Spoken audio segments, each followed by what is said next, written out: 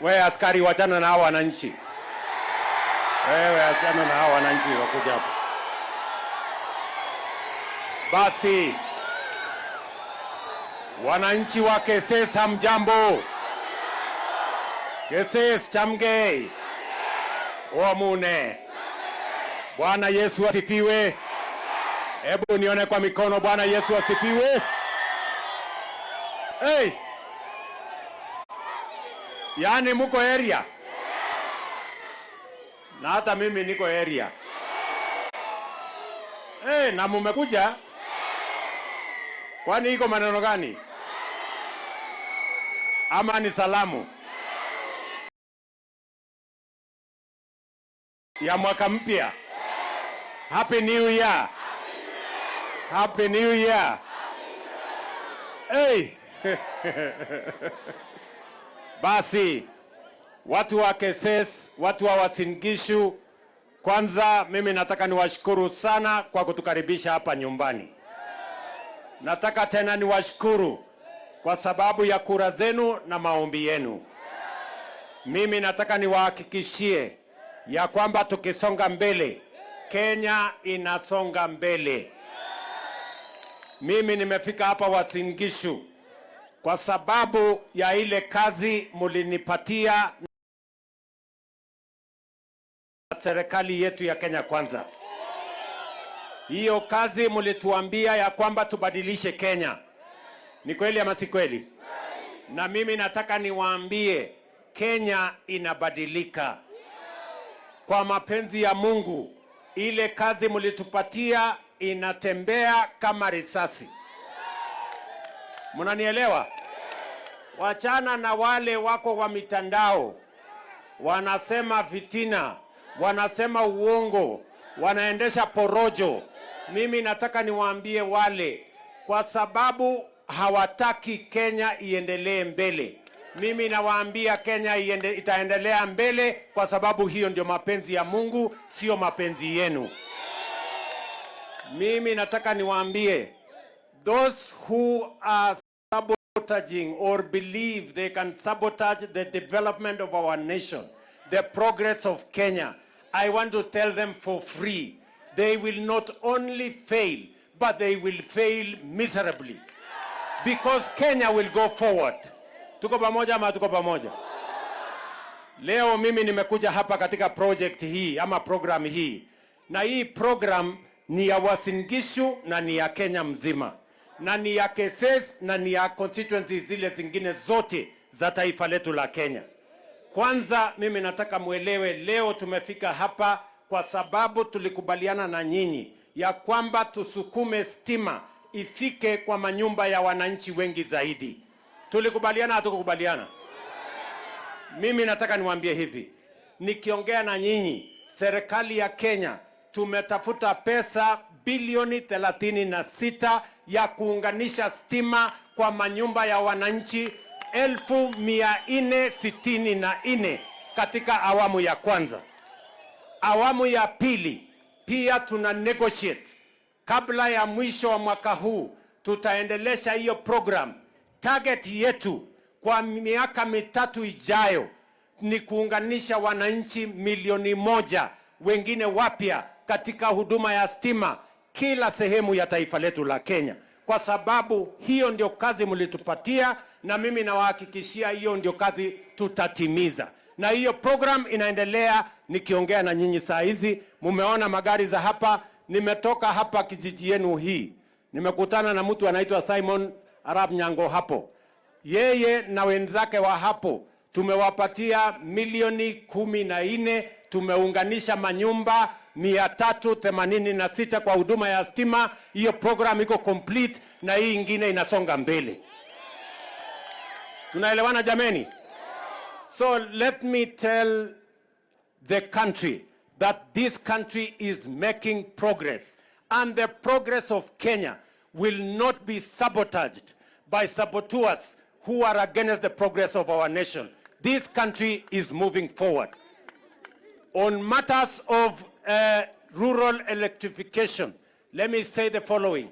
In the next 3 years, we are in the process of connecting 1 million Kenyans ordinary Kenyans under our rural electrification program. Here in Uasin Gishu, we have committed 1.8 billion to the rural electrification of Uasin Gishu County in the next 3 years to connect 20,000 households in Uasin Gishu County. Munanielewa jameni? Hii program nimeanzisha hapa ya Uasin Gishu ni program ya 1.8 billion ambayo itaunganisha wananchi 20,000 kwa miaka mitatu ijayo. Kuna ile itakamilika by end of June, kuna ile itakamilika mwisho wa mwaka huu, kuna ile itakamilika next year, kwa sababu tunataka kuhakikisha kwamba tunaondoa giza. Na sio Uasin Gishu peke yake. Hii ni program ya the whole country, because we made a commitment with the people of Kenya and we must fulfill the commitment we made. Number 2, mimi nimekuja hapa vile vile kwa sababu tulikubaliana na nyinyi ya kwamba program ya kuhakikisha ya kwamba wananchi wanapata bima ya afya. Pale mbeleni NHIF ilikuwa inafaidi watu wenye wako na kazi na wale wenye wako na uwezo. Lakini niwaulize watu wa Uasin Gishu, wale wako na kazi na uwezo peke yake ndio wanakuwa wagonjwa? Si kila mtu anakuwa mgonjwa? Si hata yule mtu ambaye hana hali anakuwa mgonjwa? Ndio tukasema tutabadilisha mfumo wa afya Kenya. Iwache kufungia watu wengine nje kwa sababu hawana uwezo ama hawana kazi. Na ndio tumeweka program hii ya Universal Health Coverage ya Taifa Care, ambayo kila mwananchi sasa uko na uwezo ya kujisajili. Ni lazima kila mwananchi ujisajili ndio tukuweke katika mpango ya afya. Tuhakikishe ya kwamba kila mwananchi anapokuwa mgonjwa aende hospitali atibiwe na asiuze mali yake, asiuze shamba yake ama ng'ombe yake. Bima ya afya inayosimamiwa na serikali ya Kenya iweze kumlipia gharama ya afya ama gharama ya hospitali. Tumekubaliana? Na hiyo program inasonga. Saa hizi nikiongea na nyinyi, wananchi 17,400,000 tayari wamejisajili. Nyinyi watu wa Uasin Gishu mmejisajili ama bado mnangojea? Mmejisajili? Hebu nione wale watu wamejisajili nione. Ala, kumbe mko na rada hivyo. Sasa mimi nataka niwaambie, tayari wale ambao walikuwa na taswishi kama hiyo program yetu ya Taifa Care itafanya kazi, ushuhuda ya ile kazi Taifa Care imefanya imeonekana katika Kenya hii. Na mimi nataka nishukuru counties, nishukuru wananchi wote, community health promoters pale chini. Sasa tunaendelea na wao, wengine hata wako hapa. Community health promoters wanatusaidia kuhamasisha wananchi ndio tuhakikishe ya kwamba bima ya afya ambayo itafaidi Wakenya wote, wakiwemo watoto wetu wote, wale wako nyumbani, wale shule ya chekechea, wale wa primary school, wale wa secondary school, watoto wetu wa university, kila mtu atakuwa katika hiyo mpango. Na nyinyi mkijisajili ndio tutaweza kujua hii zahanati yenu ya kijiji hapa iko na watu wangapi, ndio tuweze kuwapangia madawa, tuweze kuwapangia madaktari, tuweze kuwapangia equipment. And that is why it is important for citizens to register so that we can have proper data to be able to manage our health needs, so that we can know how many health professionals we need in your facility, how much drugs we need in your facility, and how much other equipment and services are required. Therefore, it is important for every citizen to register so that we can have proper data to manage our health requirements. Tumeelewana? Mutajisajili jameni? Wale mumebaki nyuma, kuna watu hapa hawajajisajili. Oge ningo. Munangojea nani? Kila mtu amejisajili? Muko tayari? Mimi nitaenda kuangalia Uasin Gishu leo imefika kiwango gani. Tunaelewana? Tuko pamoja hapo?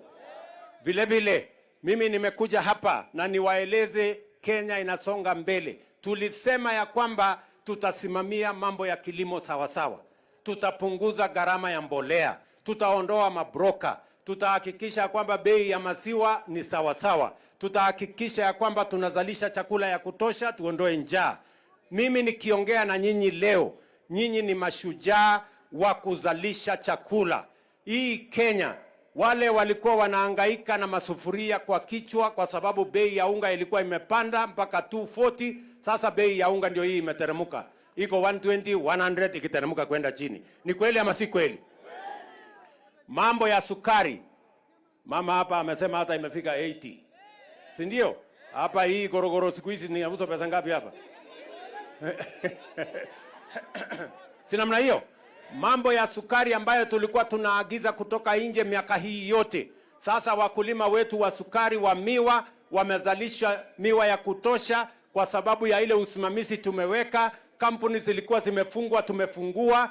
Mbolea tumewapunguzia bei, wamezalisha miwa ya kutosha. Mwaka huu hatujaagiza mambo ya sukari kutoka nje, wakulima wa Kenya wamezalisha sukari ya kutosha.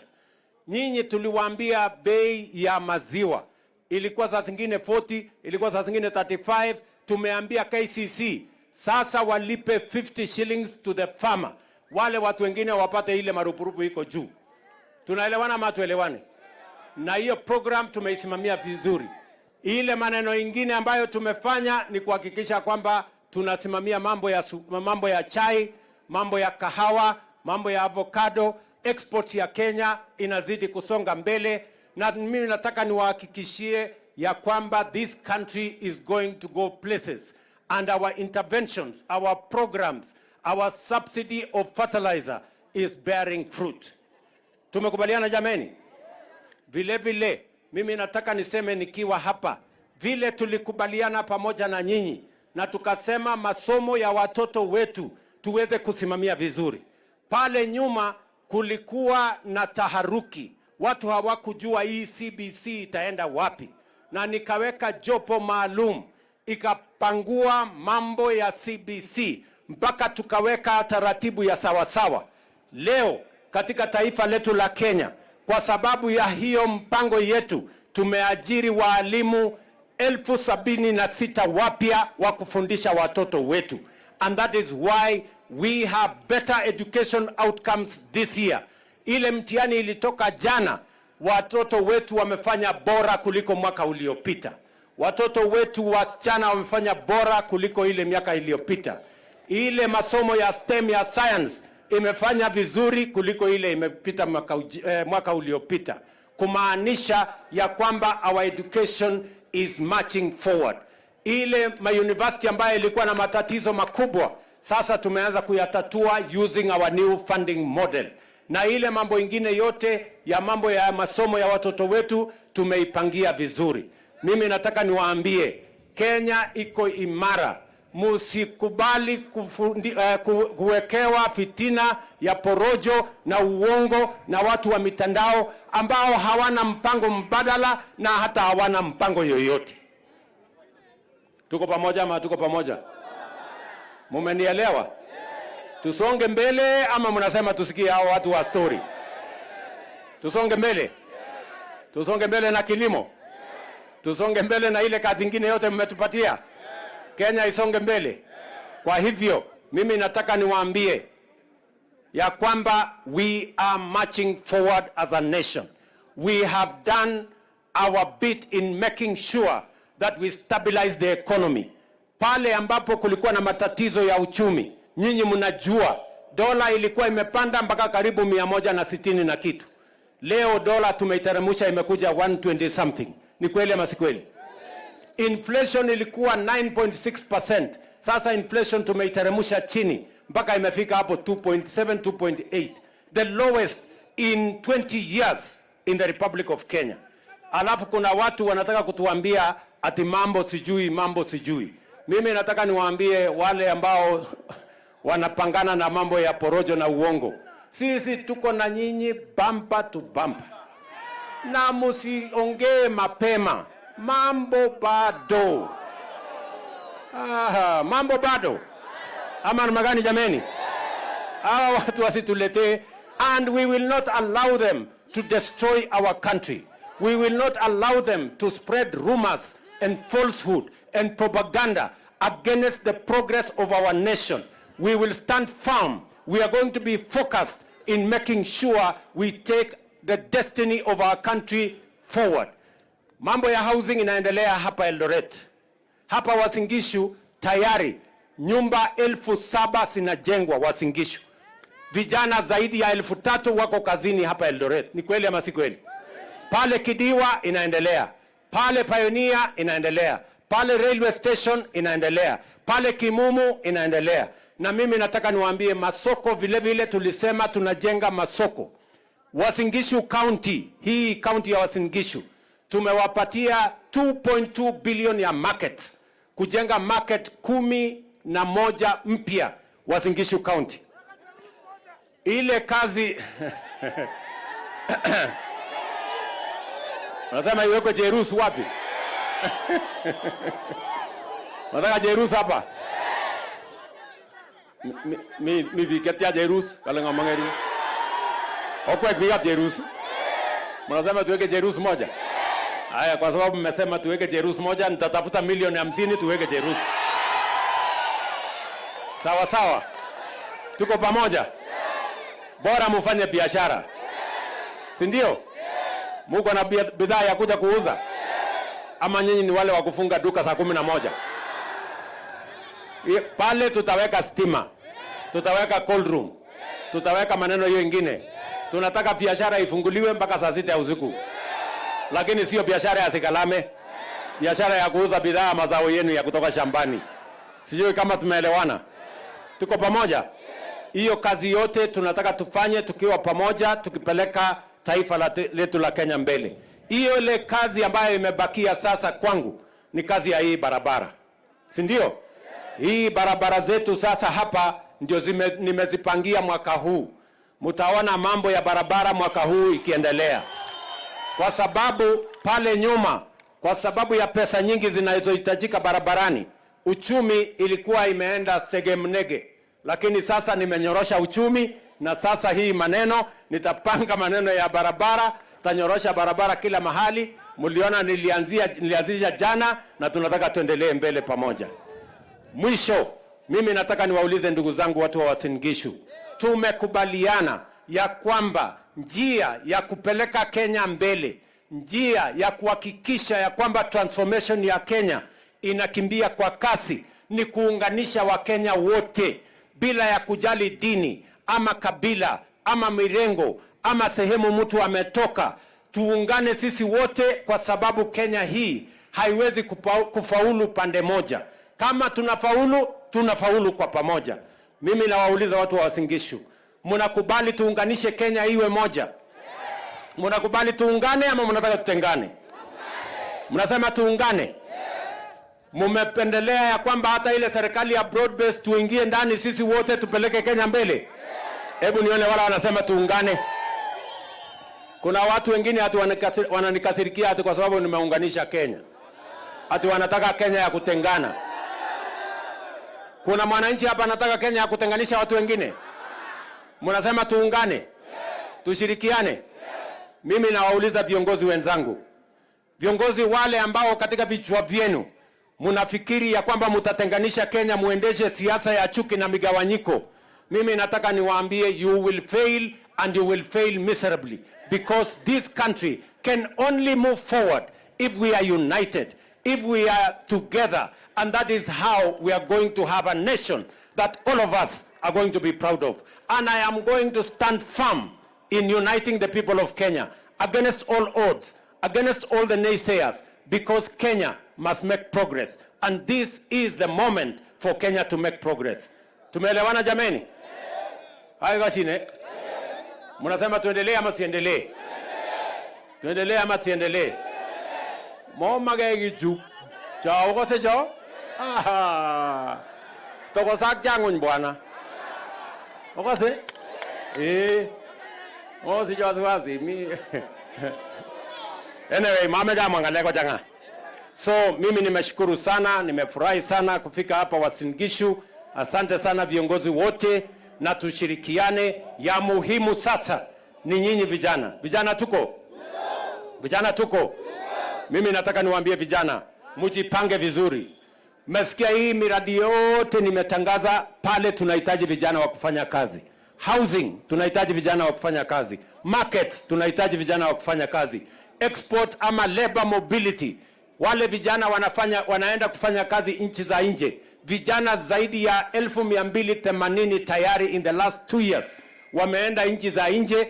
Wale vijana wanaenda nchi za nje, pia vijana wa hapa wako. Vijana mjue ya kwamba kuna nafasi katika digital jobs, katika digital hubs. Kila mmoja wenu ujipange, tutaajiri walimu, tutaajiri askari, tutapanga maneno ya export of labor, tutapanga maneno ya housing na mambo ya market, ili tupanue nafasi za ajira kwa vijana wetu. Nyinyi kama vijana mjipange, kila mmoja wenu ukae chonjo na utafute nafasi yako katika kupeleka taifa letu la Kenya mbele. Tumekubaliana? Tumekubaliana jameni? Bas, mimi niko hapa na viongozi wengi. Kwanza niko